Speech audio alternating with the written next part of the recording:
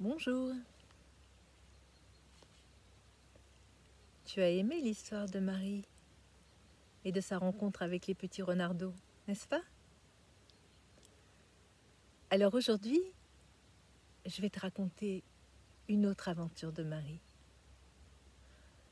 Ah bien sûr, elle commence un peu mal mon histoire, mais je te promets qu'elle se termine bien.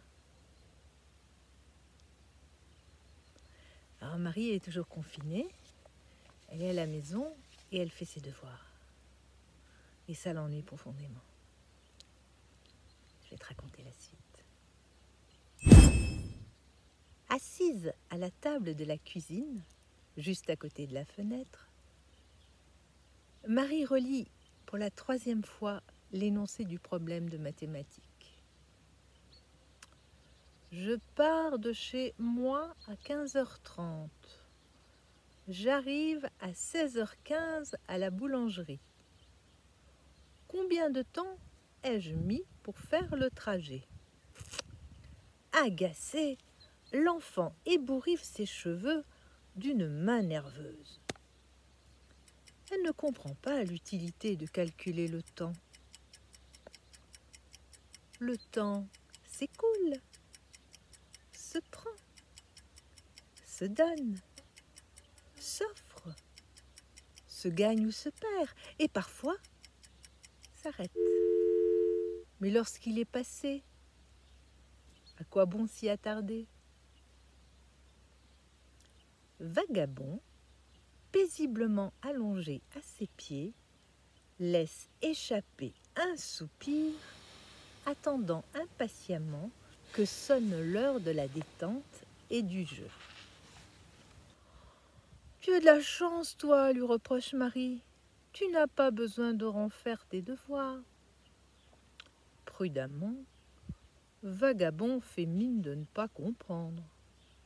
Sa petite maîtresse semble provisoirement contrariée et il ne souhaite pas en faire les frais.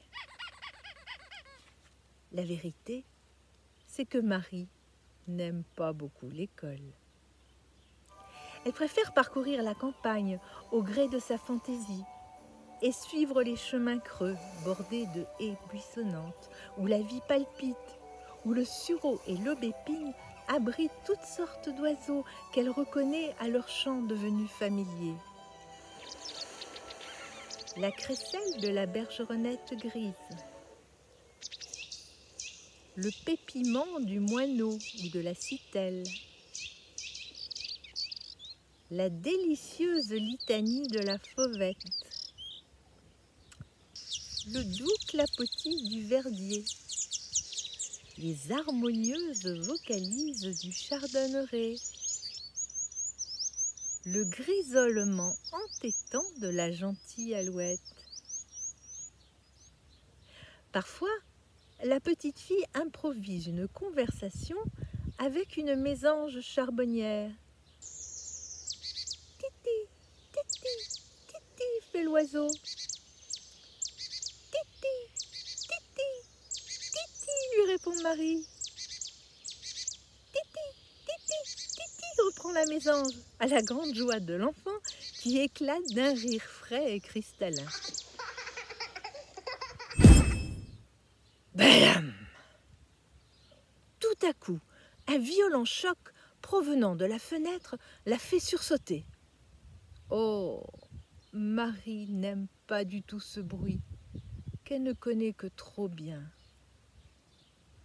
À plusieurs reprises déjà, quelques oiseaux imprudents se sont laissés piéger par le miroitement des nuages dans la vitre de la cuisine et se sont rompus le cou. Inquiète, la petite fille sort précipitamment pour tenter de secourir la pauvre victime de cette violente collision. Sur le bord de la fenêtre gît bien un oiseau d'une vingtaine de centimètres. À sa petite calotte rouge et ses stries foncées sur les côtés, Marie le reconnaît tout de suite. C'est un pique-mare, cousin du pique-et-pêche. L'enfant s'agenouille auprès de l'oiseau étourdi qui cligne faiblement des paupières. Avec d'infinies précautions, Marie le recueille au creux de ses mains et l'emporte au jardin, son chien sur ses talons. Elle s'assied sous le tilleul et caresse longuement la tête rouge du magnifique oiseau, tout en admirant son beau plumage, son ventre rosé et soyeux, son bec effilé, ses longues griffes recourbées. L'oiseau cligne toujours faiblement de ses petits yeux, mais son corps reste abandonné, tout mou dans la main de la petite fille, guère plus lourd qu'un chaton de quelques jours. « Reviens, supplie-t-elle, reviens, s'il te plaît. » Délicatement, elle retire un duvet collé à sa paupière et quelques plumes arrachées par le choc qui s'échappe de son aile droite. « Reviens, l'oiseau, reviens, insiste-t-elle. Il fait grand soleil aujourd'hui. Profite de cette belle journée. » Et sa main sans relâche caresse le pauvre piquemar traumatisé. Petit à petit, l'oiseau finit par se redresser, mais semble ne pas vouloir quitter la main secourable. Alors, Marie se souvint des paroles de sa bonne marraine, un jour où la mélancolie piétinait son cœur tendre. « Laisse aller, mon enfant, laisse aller ces lourds nuages qui ne font que passer. Ne permets pas à ce voile de tristesse d'assombrir ton beau regard. Laisse s'envoler ces papillons noirs qui tournent dans ta tête et fais place à la joie. La vie est exaltante, tu sais, et tu n'as pas le droit de la vivre autrement. » C'était si simple et tellement évident. En laissant les choses se faire sans insistance et sans contrainte, elles devenaient plus simples et s'écoulaient comme l'eau de la claire fontaine. Alors la petite fille considère gravement l'oiseau blotti au creux de sa main et lui parle en ces termes. « Petit Pic, je suis très touchée de notre rencontre. Tu es un très bel oiseau, le sais-tu? Je me suis réjouie de te recueillir et de pouvoir te réconforter. Je constate qu'à présent, tu vas mieux. Il est temps pour toi de retrouver les tiens. » Et puis,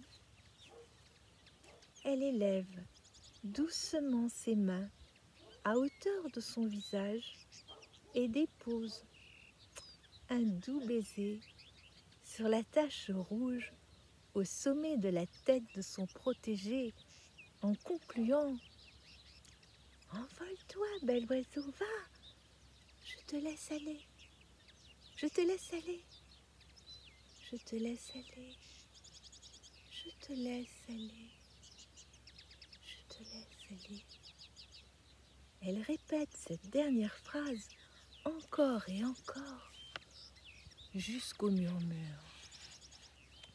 Jusqu'à ce que tout à coup, le piquemar d'un tire-d'aile s'élance dans les airs en émettant son kix-kix très caractéristique. Aussitôt, la joie explose, saisissante. Elle jaillit du cri de l'oiseau qui recouvre la vie. Elle déborde du cœur de l'enfant, surprise et ravie, qui s'élance en poursuivant le volatile miraculé, s'écriant au rythme des battements de son cœur. « Il est guéri! Il est guéri !» Elle s'exprime enfin dans les jappements de vagabond qui suit tout joyeux l'exquise farandole.